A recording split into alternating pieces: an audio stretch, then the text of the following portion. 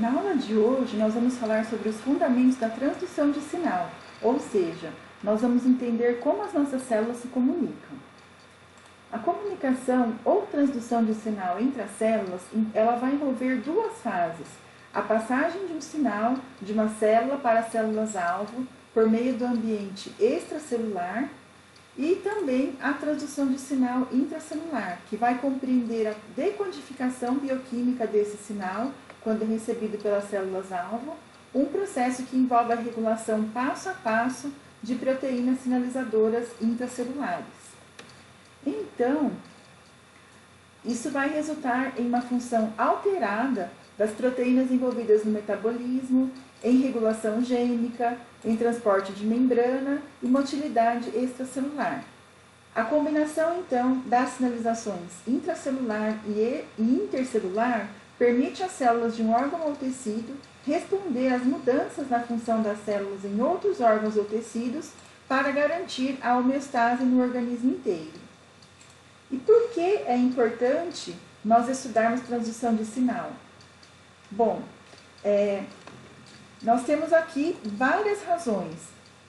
Os receptores sensoriais, ou seja, os receptores para visão, olfato e paladar, na verdade eles são membros da maior família de receptores de superfície celular, que são os receptores acoplados à proteína G.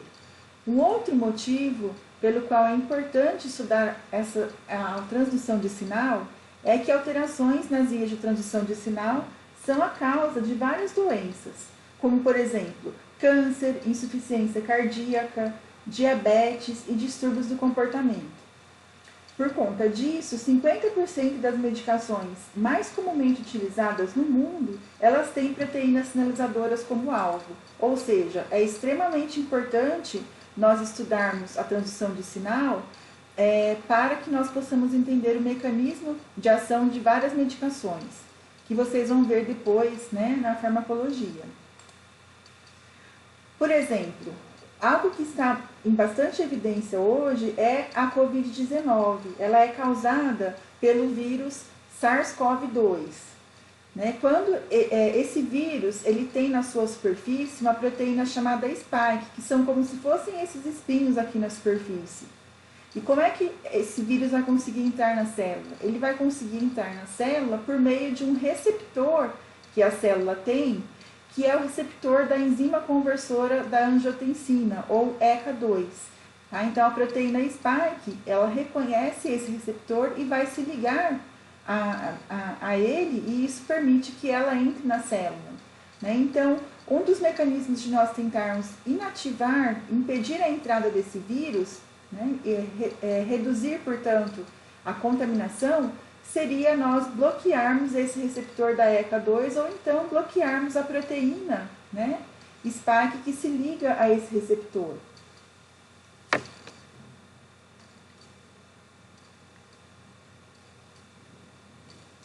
Então, nós temos o mecanismo de ação de vários medicamentos atuando com base nessa interrupção da transdução de sinal. Ainda no caso do coronavírus, o SARS-CoV ele vai hiperestimular a resposta imune do nosso organismo. E isso nós chamamos de tempestade de citocinas. Essas citocinas pró-inflamatórias que são produzidas, elas são verdadeiros sinais intercelulares que vão de uma célula a outra e vão desencadear sinais clínicos diversos em vários órgãos-alvo, como, por exemplo, o pulmão, o coração, o fígado e os rins. Então, esse vírus causa uma síndrome de resposta inflamatória sistêmica, que é o que nós chamamos de SIRS, incluindo a tempestade de citocinas. E isso vai levar a vários sintomas clínicos, como tosse, febre, fadiga nos estágios iniciais, e com a progressão da doença, pode levar a síndrome de disfunção de múltiplos órgãos, que nós chamamos de MODs, e isso pode levar à morte do paciente. Então, todos esses eventos aqui envolvem a transdução de sinais mediada por essas citocinas inflamatórias. Bom, e nós podemos ter dois tipos de sinais aos quais as células respondem. Então, esses sinais podem ser um sinal interno, que é aquele sinal localizado na própria célula, né? Como nós vemos aqui, nesta via onde a treonina está sendo transformada em L-isoleucina no interior de uma célula. A primeira enzima dessa transformação, que é a treonina desidratase, ela é inibida pela isoleucina, que é o produto final. Tá? Então, o produto final, ele é reconhecido pela célula, né, e vai inibir essa enzima, impedindo com que seja produzido uma quantidade maior de produto. Por outro lado, mais comumente, os sinais podem ser externos. Né? Nesses sinais externos, por exemplo, nós temos a sinalização neuronal, onde um estímulo, o impulso nervoso originário em um neurônio, ele vai ser transmitido para um outro neurônio, pode ser transmitido para uma célula muscular, levando à contração, ou, por exemplo, para uma célula epitelial, promovendo a secreção. E temos ainda a sinalização endócrina, onde um sinal produzido em uma célula vai entrar na corrente sanguínea e aí vai atuar à distância no organismo em diferentes alvos. As células reconhecem uma grande gama de sinais. Por exemplo, antígenos, glicoproteínas ou oligosacarídeos da superfície celular, sinais de desenvolvimento, componentes da matriz extracelular, fatores de crescimento, hormônios, luz e som, o próprio toque mecânico, neurotransmissores e também substâncias de odor e sabor. Então, todos esses sinais podem ser reconhecidos pela célula e a célula vai produzir uma resposta em relação a esses sinais. O sistema de transdução de sinais tem algumas características importantes comuns a todos eles. A primeira delas é a especificidade, ou seja, como a comunicação entre as células tem que regular muitos eventos intracelulares, é muito importante que exista especificidade, ou seja, apenas a molécula sinalizadora, apenas o sinal vai se acoplar ao receptor produzindo um efeito. Um sinal diferente, então, ele não vai conseguir se encaixar e não vai produzir o efeito. Uma outra característica importante é a amplificação. Né? Por exemplo, o sinal ativa uma enzima. Essa enzima, quando ativada, ao invés de ativar uma única enzima que está abaixo dela, ela ativa, nesse exemplo, por exemplo, 3 enzimas diferentes. E cada uma dessas 3 ativa outras 3 enzimas. Isso dá maior rapidez para a transdução de sinal. Como exemplo de amplificação, nós temos a cascata da adrenalina, como a gente vai ver um pouquinho mais para frente. Então, aqui, quando a adrenalina se liga ao receptor, são desencadeados vários eventos entre a célula, né? E com esses eventos vai havendo uma amplificação do sinal, de modo que com uma única molécula de adrenalina, nós vamos ter, lá no final, a formação de 10.000 moléculas de glicose. Tá? Então, isso vai nos dar agilidade na transdução do sinal. Uma outra característica muito importante é a dessensibilização, ou seja, quando o receptor é ativado, vai ser desencadeado aqui um circuito de retroalimentação que acaba dessensibilizando esse receptor. Para quê? Para que o sinal não produza um efeito exacerbado. E por fim, outra característica importante do sistema de transdução de sinal é a integração. Se nós temos aqui, por exemplo, 2 sinais, um sinal 1 que vai se ligar ao receptor 1 produzindo um determinado efeito, e o sinal 2 que vai se ligar ao receptor 2 produzindo um efeito contrário, a resposta da célula a esses 2 sinais antagônicos vai ser o somatório dos 2. Então, qual sinal for mais forte naquele momento, vai prevalecer aquele efeito. Tá? Então, existe uma integração nas vias de transdução de sinal, como a gente vai ver lá no finalzinho da aula. Então, essas vias de transdução de sinal, elas se comunicam. Quais são os tipos de transdutores de sinais que nós temos? Tá? Então, são basicamente 5 tipos de transdutores de sinais. O primeiro tipo são os receptores localizados na membrana. Tá? Então, os sinais aos quais eles respondem, eles são são moléculas muito grandes ou muito hidrofílicas que não conseguem atravessar a membrana. Então, o ligante, né, ele vai se ligar na superfície da membrana e a partir daí vai desencadear uma resposta. Tá? Então, nós temos 4 tipos de transdutores de sinais localizados na membrana.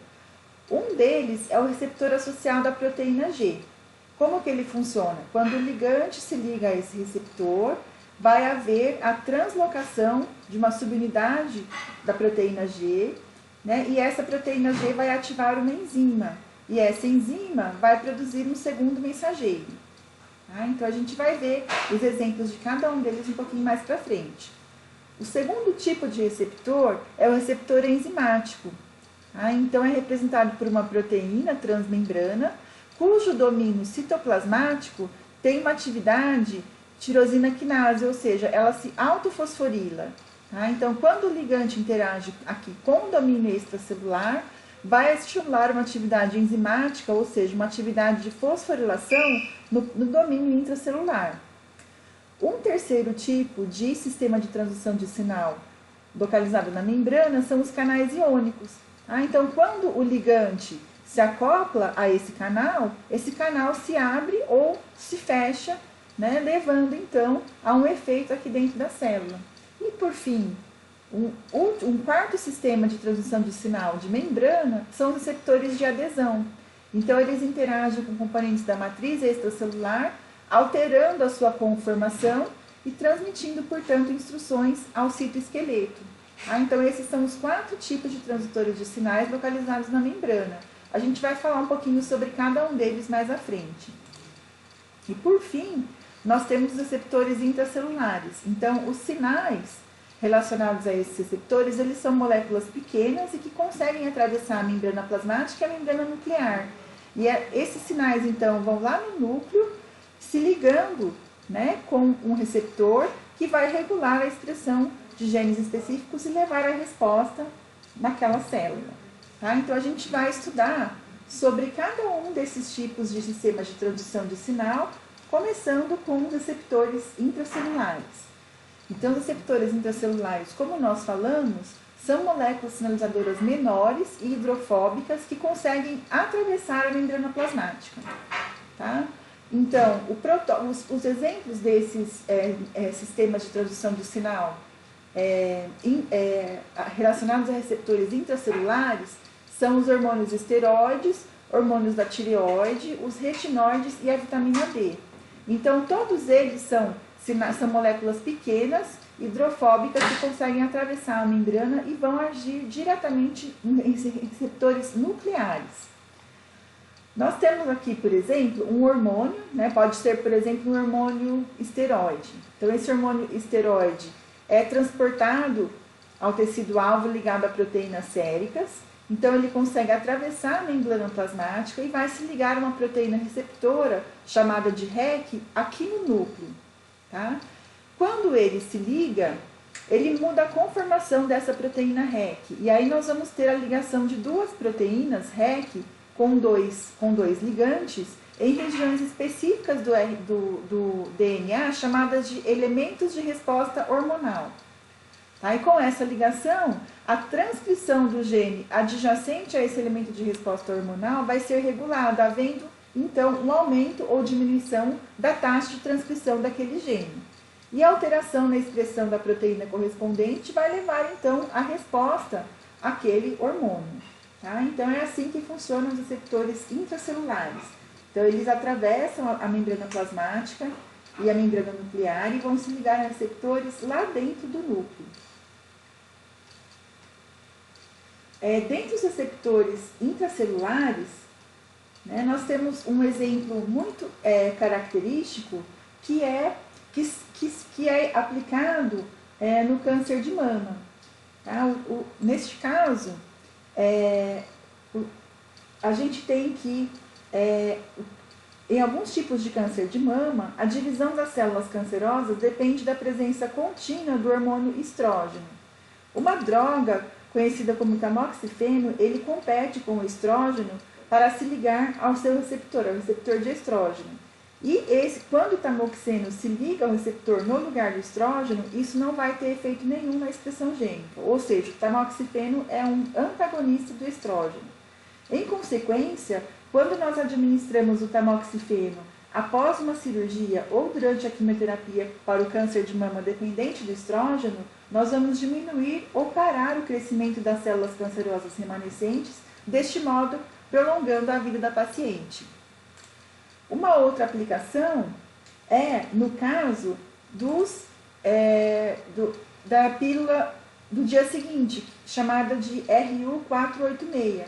Então, essa pílula, ela se liga no receptor de progesterona, aqui no útero, e bloqueia as ações da progesterona que são essenciais para a implantação do ovo fecundado no útero. Tá? Então, é assim que funciona a pílula do dia seguinte, se ligando a receptores intracelulares. No caso, ela se liga ao receptor de progesterona nas células da mucosa uterina. Vamos agora falar um pouco sobre os receptores de membrana. Tá? Então, como nós falamos, os sinais, nesse caso, são muito grandes, né, ou são moléculas muito hidrofílicas e não conseguem, portanto, atravessar a membrana das células-alvo. Nós temos 4 tipos, então, de receptores de membrana. O primeiro deles são os canais iônicos. Né? Os canais iônicos são responsáveis pela estabilidade das células sensoriais, dos neurônios e dos miócitos. Eles têm como característica uma sinalização muito rápida e uma baixa afinidade de ligação, né, entre o ligante e o receptor, o que leva a uma rápida dissociação. Relacionado a canais iônicos, nós temos o potencial elétrico transmembrana. Tá? O que seria isso? Bom, nós temos uma TPase de sódio e potássio na membrana das nossas células que vai criar um potencial de membrana porque ela joga 3 sódios para o exterior da célula ao mesmo tempo em que traz 2 potássios para dentro.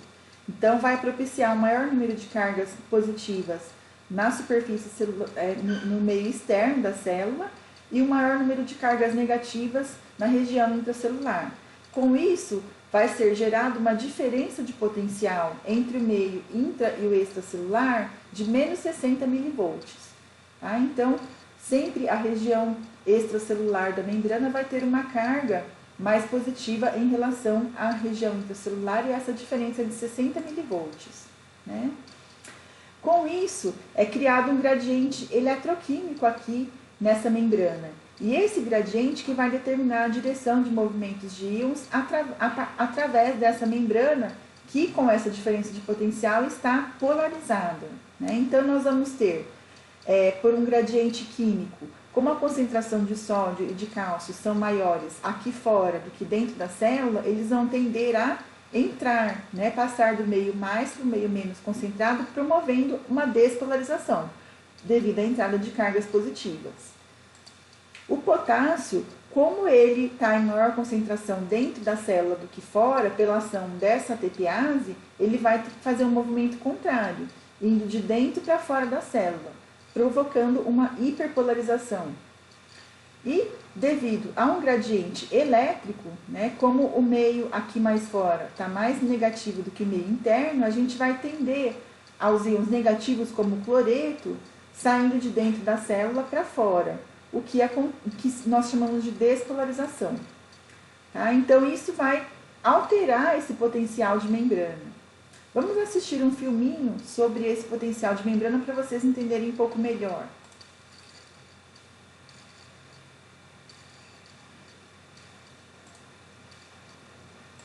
The sodium-potassium pump in the plasma membrane of an animal cell carries out primary active transport, using ATP as an energy source. For every 3 sodium ions that bind the pump, 1 ATP phosphorylates the pump, driving the sodium ions out of the cell, and 2 potassium ions then bind and are pumped in, as the phosphate ion is released.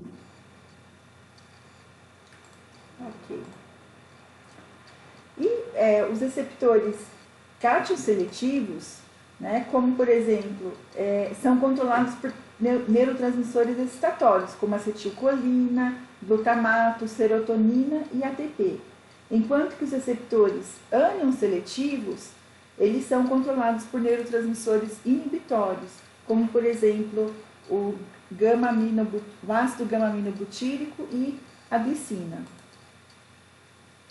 Um exemplo muito característico de receptores de canais iônicos são os receptores de acetilcolina. Tá? Então, são receptores transmembrana que têm sítio de ligação à acetilcolina. Quando a acetilcolina se liga a esses receptores, ele provoca a abertura de canais de sódio e cálcio, e aí o sódio e o cálcio conseguem entrar. Né? Mas com o passar, a dessensibilização, ela é muito rápida. Né? Então, para evitar uma resposta excessiva da célula, esse canal ele se dessensibiliza e se fecha, mesmo estando ainda com a acetilcolina ligada. E ao longo do tempo, a acetilcolina é degradada pela acetilcolinesterase e o receptor volta para o estado de repouso. Também, quando nós falamos de canais iônicos, é muito importante nós estudarmos sobre o potencial de ação neuronal.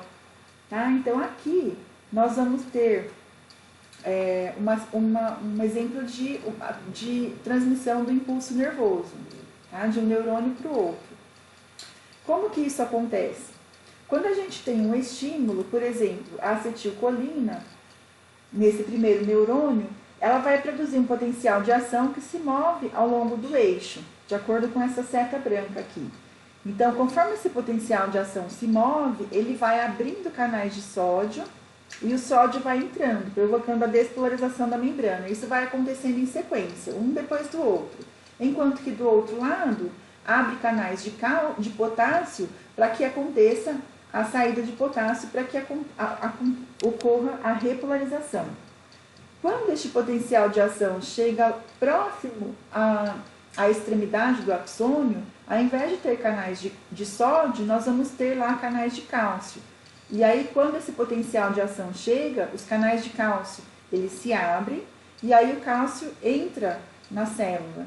Com o influxo de cálcio, nós vamos ter a exocitose das vesículas contendo acetilcolina, que vão liberar essa acetilcolina aqui na fenda sináptica. E essa acetilcolina, então, vai se ligar a canais de sódio, né, desse próximo neurônio, abrindo esses canais e assim por diante. Assim, o impulso também vai passar do primeiro neurônio para o segundo, e desse segundo para um próximo neurônio ou para uma célula alvo, dependendo do caso.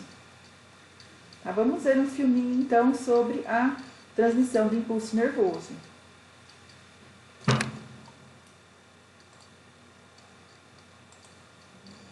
An action potential generated in the cell body of a neuron is a wave of electrical charge that passes along the axon to its tip.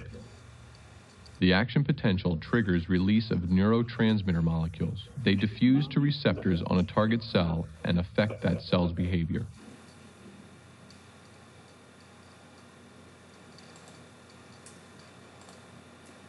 Os canais iônicos também são importantes para a transdução de sinal do impulso auditivo na cóclea, tá? Como nós podemos ver aqui, um esquema representando o ouvido.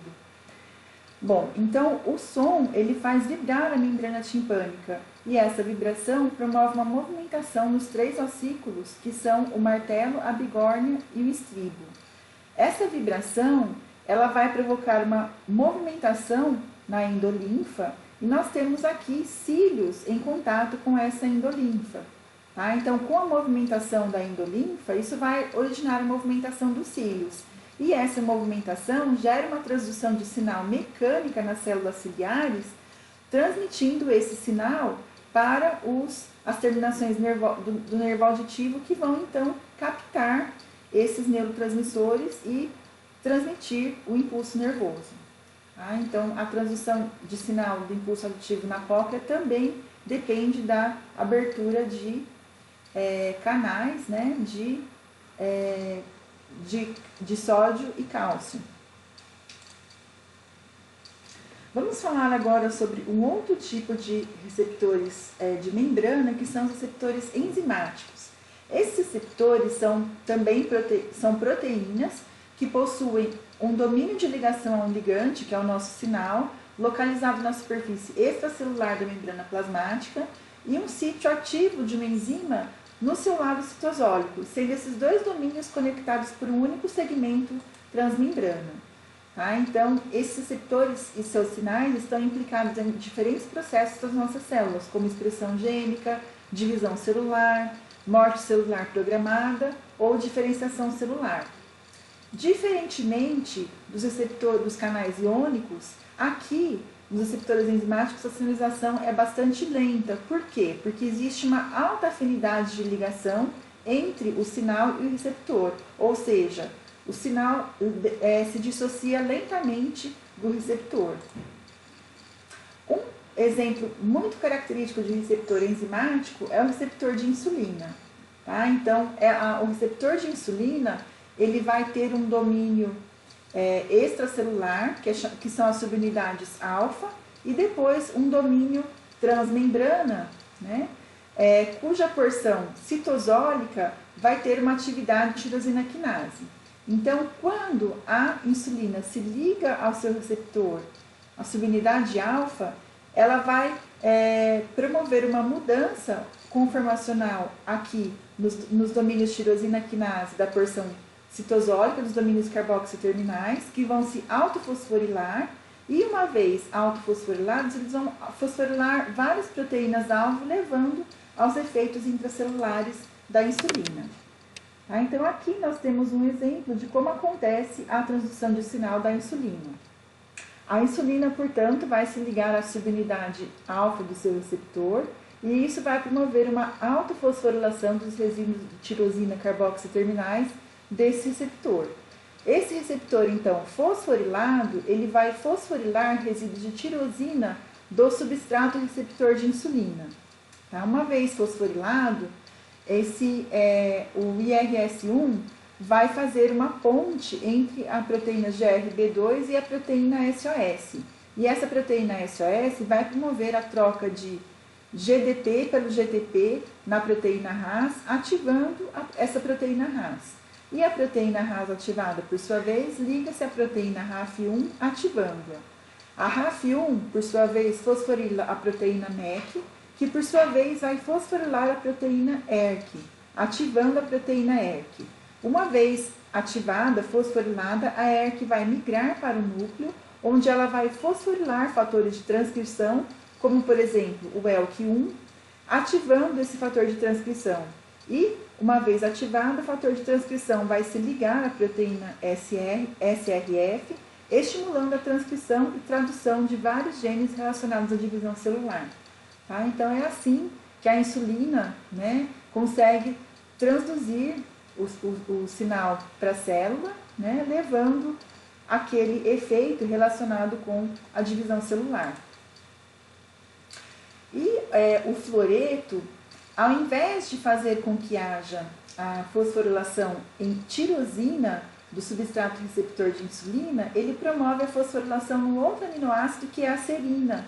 Mas quando a IRS1 está com a serina fosforilada ao invés da tirosina, ela não consegue continuar essa cascata. E aí a gente vai ter uma redução do sinal da insulina. Tá? Então, alguns estudos falam que o fluoreto ele diminui a sensibilidade à insulina nas nossas células por esse motivo, por ele promover a fosforilação do IRS1 em serina ao invés de tirosina. Tá? Entretanto, mais recentemente, o nosso grupo de estudo encontrou, na verdade, um aumento da sensibilidade à insulina em ratos que tinham diabetes previamente induzido por streptozotocina. O que nós observamos no nosso estudo? Aqui está um esqueminha, né, do mecanismo que nós propusemos para explicar esse aumento da sensibilidade à insulina. Então, quando existe a exposição ao fluoreto, o metabolismo da glicose no músculo esquelético é prejudicado. Isso vai redirecionar o metabolismo da glicose para o fígado. Tá? Então, o músculo não consegue metabolizar a glicose e aí vai redirecionar esse metabolismo para o fígado. No fígado, o retículo endoplasmático ele vai sofrer um estresse pela presença do fluoreto e isso vai levar ao recrutamento da proteína GRP78 para a membrana. Na membrana, a GRP78 vai formar um complexo com a proteína ERJ3P, que é aumentada também pela ação do fluoreto. Tá? Então, quando a GRP78 forma um complexo com a ERJ3P, isso vai desencadear uma série de sinais que vão exercer efeitos benéficos em relação ao estresse do retículo endoplasmático. Como, por exemplo, corrigindo disfunções metabólicas e aumentando a sensibilidade à insulina. Tá? Então, o fluoreto em animais com diabetes induzido pela estreptozotocina, ele parece aumentar a sensibilidade à insulina. E isso é algo muito interessante porque, se uma vez for comprovado em humanos, o fluoreto talvez possa, a fluoretação da água, que é uma medida muito importante para controlar cárie, talvez possa também ter um certo efeito no controle da progressão do diabetes. Bom, uma outra ação da insulina é ativar a glicogênio sintase, né, promovendo a síntese de glicogênio a partir da glicose e também propiciar a translocação do GLUT4, que é um transportador de glicose, para a superfície celular. Como que isso acontece? Nesse mecanismo, o IRS1 vai ativar a fosfatidil-inositol 3-potássio, que vai converter o fosfatidil-inositol difosfato em fosfatidil-inositol trifosfato, como nós vemos aqui. Tá? Uma vez aí, ligada ao fosfatidil-inositol trifosfato, a proteína quinase B é fosforilada. Isso a torna ativa, fazendo-a fosforilar a proteína GSK3, né, que é, então, inativada pela fosforilação. A GSK3, então, fosforilada, fica inativa e não consegue inativar a glicogênio sintase. Então, nessa situação, ela permanece ativa, né, e aí a síntese de glicogênio a partir da glicose vai ser acelerada. E, ao mesmo tempo, a proteína quinase B, ela vai estimular a movimentação do GLUT4 para a membrana. Ou seja, isso vai facilitar, então, a captação de glicose, né, por meio desse canal, né, que é o GLUT4, para que essa glicose possa, então, ser utilizada na síntese de glicogênio.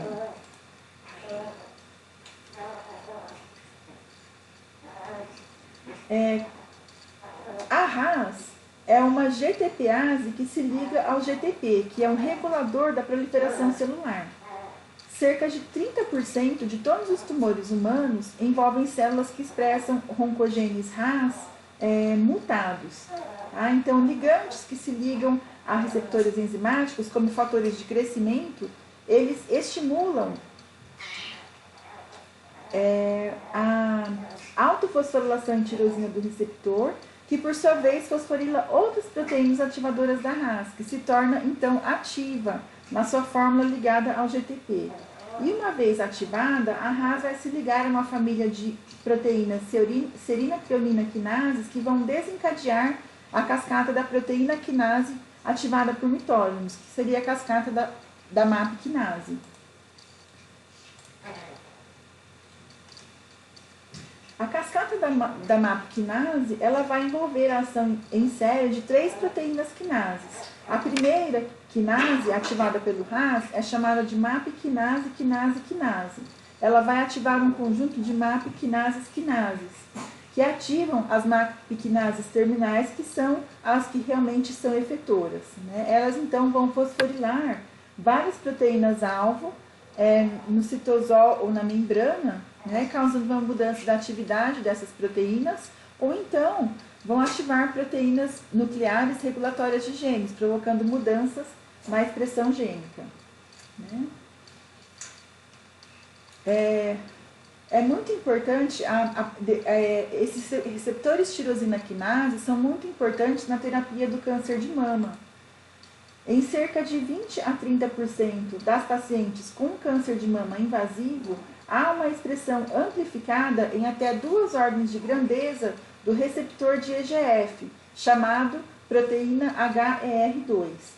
Por isso, esses receptores têm sido alvo para a quimioterapia do câncer de mama. Com isso em mente, foi desenvolvido um anticorpo monoclonal anti-HER2 que é chamado trastuzumab. Ele é comercializado com o nome de Herceptin. Seu mecanismo de ação envolve o recrutamento de fatores imunes que matam as células tumorais e também suprimem a dimerização constitutiva da proteína HER2, bloqueando, portanto, a transdução de sinal que leva à proliferação celular. Tá, vamos ver um filme sobre a ação desse medicamento.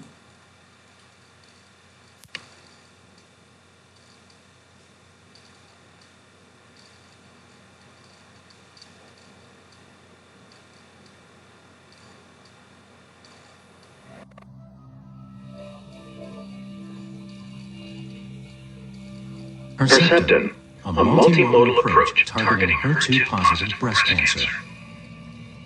For some women, effective treatment of breast cancer can start deep at the root of the disease. Some of the most aggressive breast cancers are driven by a transmembrane receptor protein known as HER2, a member of the HER family of receptor tyrosine kinases. Roughly 20,000 HER2 receptors are typically expressed on the surface of healthy breast cells. In approximately 25% of primary breast cancers, the HER2 protein is overexpressed, resulting in tumor cells with as many as 2 million receptors present on the surface of each cell. These cancers are called HER2 positive. The effect of HER2 overexpression is a tremendous increase in receptor-mediated intracellular signaling, directing the cell to proliferate uncontrollably. For this reason, HER2-driven disease results in an aggressive form of breast cancer, which, if left untreated, can progress rapidly. Herceptin is a monoclonal antibody specifically designed to target the HER2 receptor. With an extended half-life that allows for constant exposure to tumor cells, based on preclinical studies, Herceptin delivers continuous inhibition of HER2 activity by working on both the extracellular and intracellular domains of the receptor. Herceptin is the only approved therapy designed to bind to HER2-positive tumor cells extracellularly and flag them for destruction by the immune system.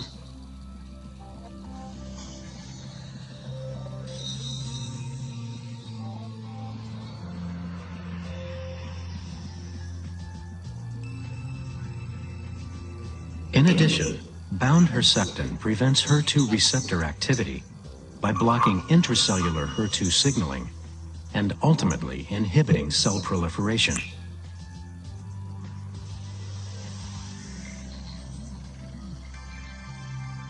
Along with its direct effects on the HER2 receptor, based on preclinical studies, Herceptin enhanced the effects of chemotherapy, leading to cell stasis and death.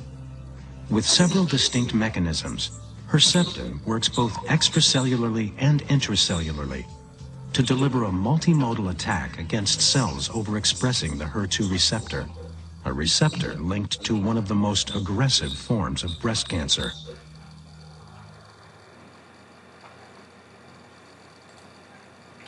Muito interessante, né? Nós vamos falar agora sobre um terceiro tipo de receptor extracelular de membrana, que são os receptores ligados à proteína G e a mensageiros secundários. Eles possuem três componentes essenciais. Um que é o receptor em si, localizado na membrana plasmática, é uma proteína transmembrana com 7 segmentos que descem e sobem na membrana. Um segundo componente é uma proteína que se liga ao GTP, que é chamada de proteína G. E o terceiro componente, que é uma enzima na membrana plasmática, que vai produzir, em resposta à ativação, um segundo mensageiro celular. Tá? Esses receptores são muito importantes porque são eles que estão relacionados à percepção visual, gustativa e olfativa. Eles também estão implicados na regulação da contração cardíaca, do metabolismo e do comportamento complexo. E aí eles têm a velocidade de sinalização intermediária, com uma afinidade de ligação entre o sinal e o receptor média e com uma dissociação média entre eles. Aqui nós temos um sistema onde o segundo mensageiro é o AMP cíclico. Então, o que acontece aqui? Nós temos aqui os 3 componentes do sistema. Então, a proteína com 7 segmentos transmembrana, né, que é o receptor, a proteína G, e aqui a proteína efetora, que nesse exemplo, onde o AMP cíclico é o segundo mensageiro, a proteína efetora é a adenilato ciclase. Então, como que acontece a transdução de sinal? Então, um exemplo mais característico desse tipo de receptor ligado à proteína G, o sinal mais característico é a adrenalina ou epinefrina. Então, ela vai se ligar ao receptor, né?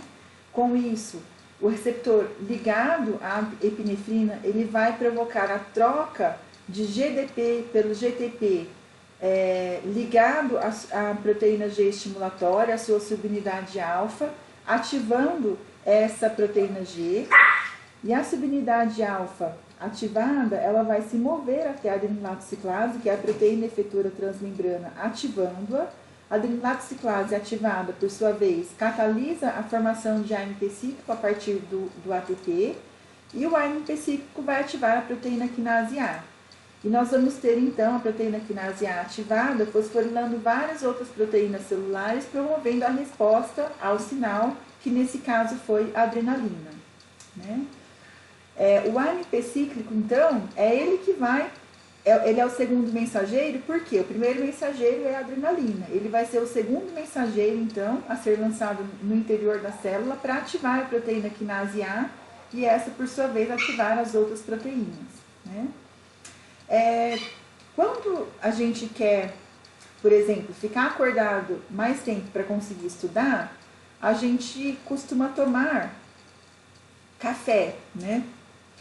Porque o café, ou sua substância ativa, a cafeína, ela nos promove um estado de alerta maior, né? Porque o AMP cíclico, o sinal, né, que ele trouxe, os efeitos causados por ele vão desaparecer quando ele é degradado pelas fosfodiesterases. Tá? As fosfodiesterases intracelulares, elas degradam o AMP cíclico, e aí a gente tem esse sinal da adrenalina sendo interceptado neste nível.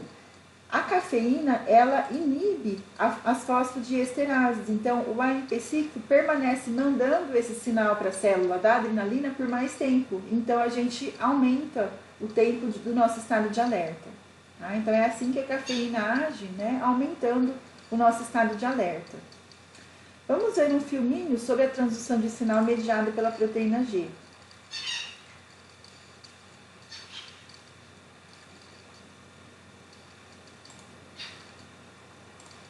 When an external signal, such as a hormone, binds a receptor protein on the plasma membrane,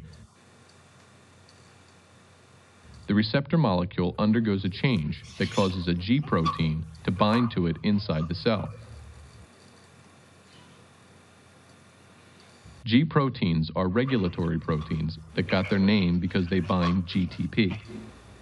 After the G protein binds, a molecule of GTP, guanosine triphosphate, binds to the G protein and activates it. Part of the G protein moves away and activates an effector protein nearby in the membrane. The effector may be an ion channel that opens or closes in response to the G protein, or it may be an enzyme that the G protein activates or inactivates. In any case, the effector produces a result inside the cell without the external signal ever having crossed the plasma membrane. Ok. E a secreção de proteínas da nossa saliva, ela é mediada pela ligação da adrenalina a um receptor adrenérgico nas nossas glândulas salivares. Tá? Então, quando a adrenalina se liga ao seu receptor, nós vamos ter a ativação da subunidade alfa da proteína G, que vai, por sua vez, ativar a adenilato ciclase, que vai sintetizar o AMP cíclico. O AMP cíclico, por sua vez, como segundo mensageiro, ele vai ativar a proteína quinase A, e a proteína quinase A vai estimular a síntese proteica e as proteínas serão lançadas na nossa saliva. Tá? Então, essa é uma ação do sistema nervoso simpático.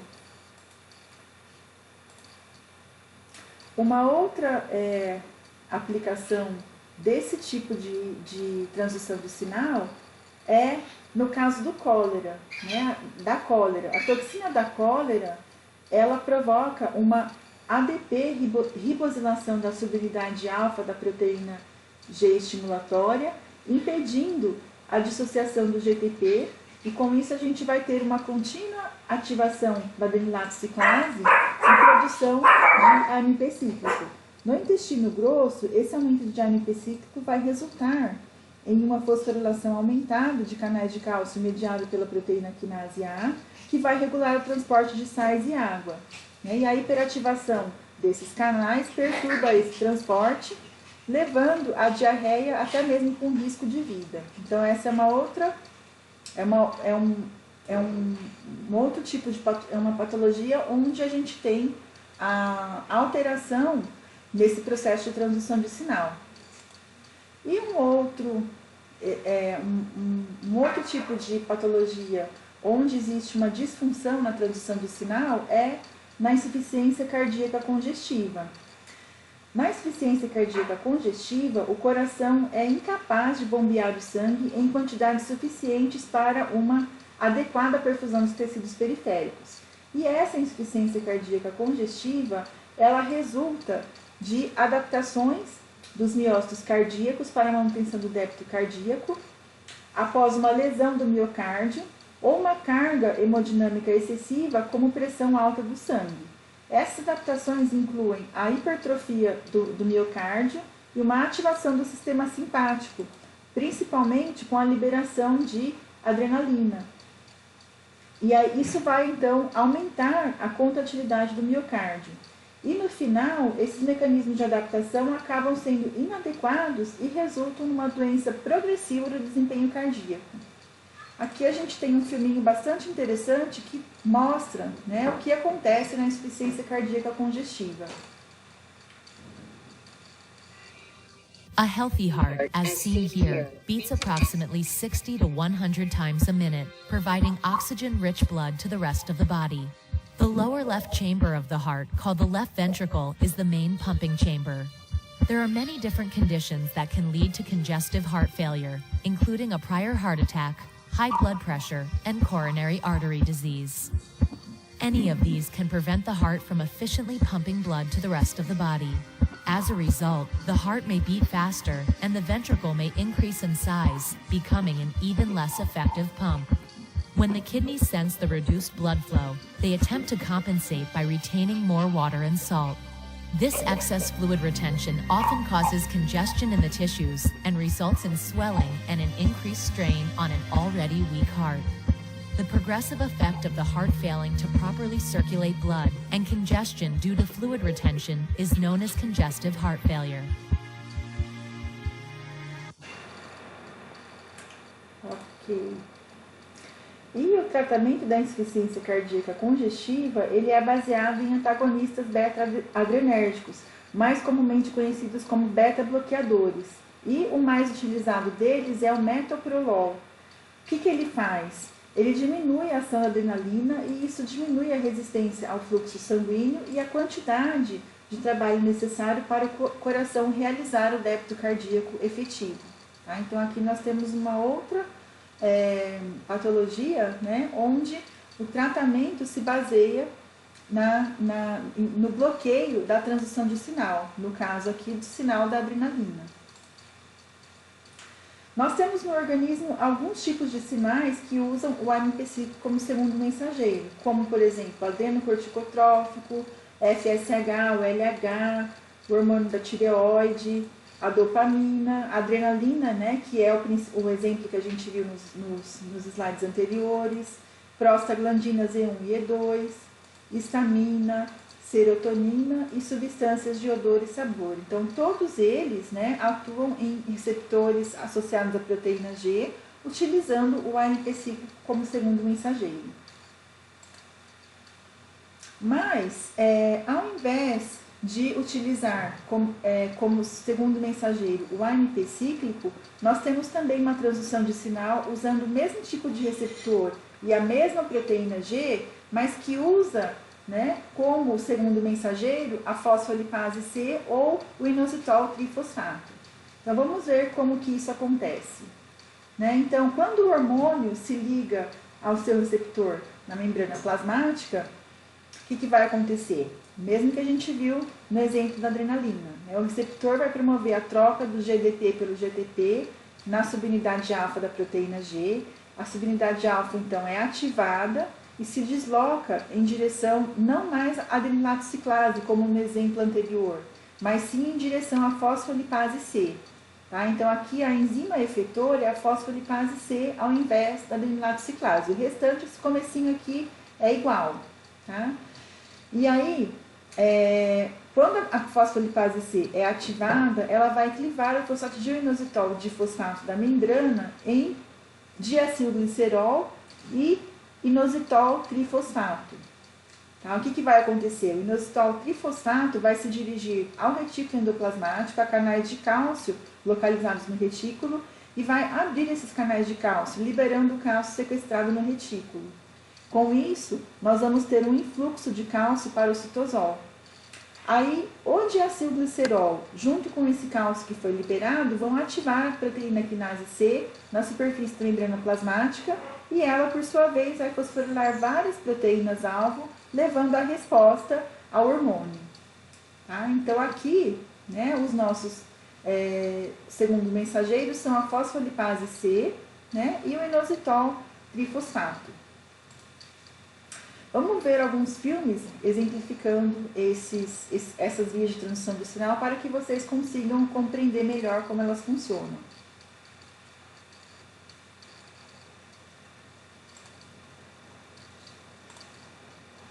Binding of a hormone to a specific receptor in a cell's plasma membrane activates a trimeric G protein, which, in turn, activates phospholipase C, which cleaves phosphatidylinositol 4,5-bisphosphate, or PIP2,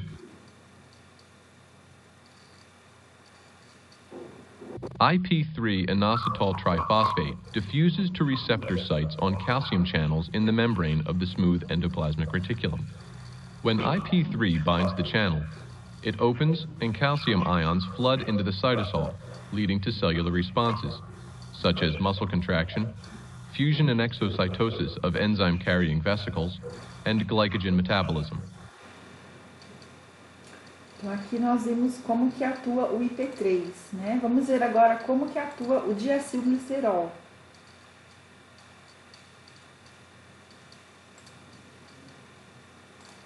Binding of a ligand, such as a hormone, to a specific receptor in the cell's plasma membrane activates a trimeric G protein, which in turn activates phospholipase C, which cleaves phosphatidylinositol 4,5-bisphosphate, or PIP2, DAG can diffuse laterally in the plasma membrane where it encounters protein kinase C, which has moved to the membrane in response to calcium released by a DAG sister molecule, IP3. DAG activates PKC, which phosphorylates many other proteins, leading to cellular responses. DAG is an important second messenger in controlling cell division. Ok, assim fica bem mais fácil de entender, né, dinamicamente. E na secreção de água e eletrólitos na saliva, nós temos esse tipo de transdução de sinal. Então, aqui nós vamos ter a ação não da adrenalina, mas sim da acetilcolina, ou seja, do sistema parasimpático. Então, a acetilcolina vai se ligar ao receptor muscarínico nas glândulas salivares, ativando, então, a proteína G. A proteína G vai ativar a fosfolipase C na membrana, e a fosfolipase C vai levar à formação do inositol trifosfato, que por sua vez vai se ligar a canais de cálcio na superfície do retículo, liberando cálcio para o citosol. E esse cálcio, então, juntamente com a água, vai ser secretado na nossa saliva. O cálcio, ele é um importante segundo mensageiro, né, regulando muitas funções intracelulares fundamentais, como contração muscular, secreção de hormônios, secreção de neurotransmissores, divisão celular, migração celular e também a excreção gênica. A concentração de cálcio livre no citosol é cerca de 10 a menos 7. enquanto que no meio extracelular, essa concentração é de 10 a menos 3, ou seja, ela é muito maior. A célula mantém o nível de cálcio no seu interior bem menor em relação ao meio externo, né? Essa concentração intracelular é mantida mais baixa do que a extracelular por conta do transportador antiforte de sódio e cálcio e pela ATPase transportadora de cálcio. A concentração de cálcio no retículo endoplasmático é igual aqui dentro do retículo, é igual a do meio extracelular, graças à ação de uma ATPase transportadora de cálcio. O acúmulo de cálcio no citosol, ele pode acontecer por dois motivos. Primeiro, esse acúmulo acontece porque nós temos um canal receptor de inositol trifosfato. Tá? Então, o cálcio vai ser liberado do retículo endoplasmático pela ligação a esse canal do inositol trifosfato. E um segundo mecanismo é um canal expresso no retículo endoplasmático, também chamado de retículo sarcoplasmático no músculo estriado e cardíaco, que é conhecido como receptor de rianodina. Tá? Então, uma despolarização da membrana induzida por voltagem provoca o influxo de cálcio para o citoplasma por meio do canal de cálcio voltagem independente. Esse influxo de cálcio abre o canal de liberação de cálcio sensível à rianodina localizado na superfície do retículo endoplasmático. Tá? E por esse motivo, né, nós vamos ter um fenômeno que é chamado de liberação de cálcio induzida pelo cálcio, tá? Porque foi essa entrada de cálcio induzida por despolarização que abriu esses canais de cálcio sensíveis à riodina. Tá? Então, essas são as duas maneiras pelas quais a gente tem o aumento da concentração citosólica de cálcio. E o cálcio, então, ele também é um importante segundo mensageiro. O cálcio citosólico aumentado, ele vai ativar várias proteínas regulatórias que se ligam a ele, como, por exemplo, a calmodulina, né, que uma vez ligada ao cálcio, vai regular várias outras proteínas, que são essas que a gente vê aqui nessa tabela. Tá? Então, o cálcio também é um importante segundo mensageiro. E, por fim, nós temos o quarto tipo de receptores de membrana, que são os receptores de adesão, também chamados de integrinas. Então, aqui o sinal é o colágeno da matriz extracelular. Então, esse colágeno da matriz extracelular origina um sinal de fora da célula para dentro, e as respostas celulares correspondentes são o estabelecimento da polaridade celular, sobrevivência e proliferação e alterações do citoesqueleto e expressão gênica. Tá? Então, o cálcio gera um sinal, né, captado por essas integrinas, levando a esses efeitos. E, por outro lado, a talina, que é uma proteína do citoesqueleto, ela também origina um sinal de dentro da célula para fora. E as respostas correspondentes são adesão e montagem da matriz extracelular aqui fora. Tá? Então, esses são receptores de adesão, também chamados de integrinas.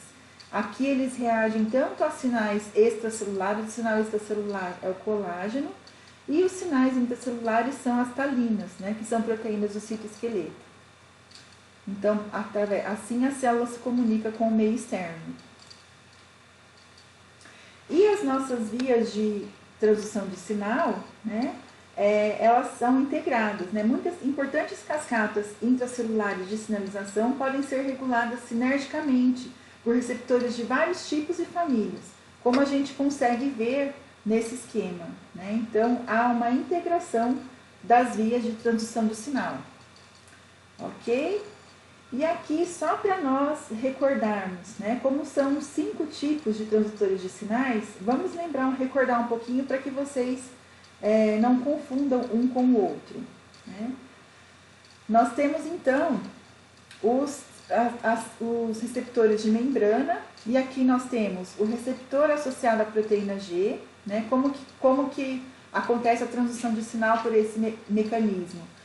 Quando o ligante, né, aqui o nosso maior exemplo é a adrenalina, ele interage com esse receptor, vai ativar na proteína G, a subunidade alfa se desloca pela membrana e vai ativar uma enzima, que é a enzima efetora, que vai produzir um segundo mensageiro. Tá? No caso da adrenalina, o segundo mensageiro é o AMP cíclico, mas nós vimos também que existem outras proteínas efetoras, além da adrenalato ciclase, que vão produzir outros segundos mensageiros. Né? Então, esse é o primeiro tipo, receptor associado à proteína G.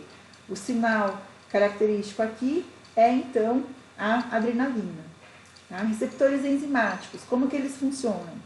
Então, quando o ligante interage com o domínio extracelular do receptor, vai estimular uma atividade enzimática no domínio intracelular. Então, uma atividade de tirosina quinase, vai acontecer a autofosforilação dos resíduos de tirosina da região carboxiterminal do receptor, né?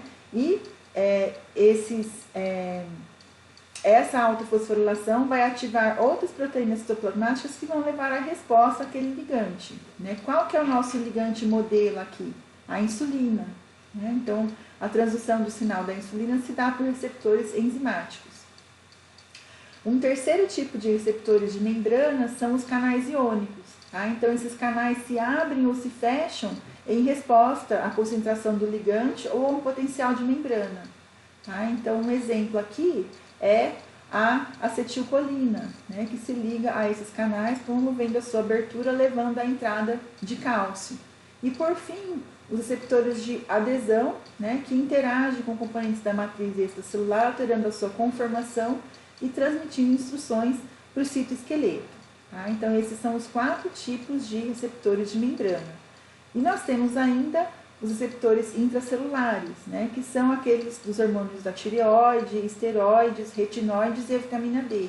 Então, esses ligantes, eles são moléculas pequenas e bastante hidrofóbicos, que conseguem atravessar a membrana plasmática e a membrana nuclear, se ligando a ligantes no núcleo, né, a ligação deles aos seus receptores vai promover, então, a ativação da transcrição e a síntese proteica, tá? Levando, então, a resposta.